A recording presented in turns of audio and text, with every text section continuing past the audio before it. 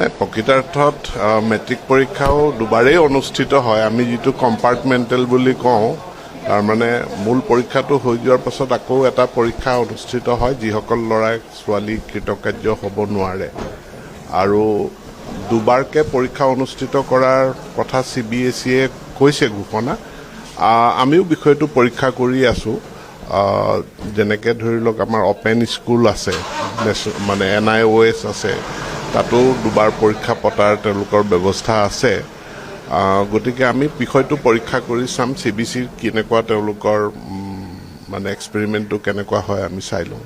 আমালৈ বহুত পৰামৰ্শ আহিছে শিক্ষাবিদসকলৰ পৰা বা ছিনিয়ৰ চিটিজেনসকলৰ পৰা, কাৰণ অসমৰ বতৰটো যিটো মানে হৈ থাকে এটা আনপ্ৰেডিক্টেবল, গতিকে জানুৱাৰী টু ডিচেম্বৰ কৰিব পাৰে নেকি, আমালৈ পৰামৰ্শ আহিছে। আমি কৈছোঁ আমি পৰীক্ষা কৰি চাম, তাৰ কাৰণে এখন বিভাগে কমিটি গঠন কৰি দিয়া আছে। বিষয়টো জটিল, কাৰণ কেৱল আমি অসমে পৰিৱৰ্তন কৰিলে নহ'ব।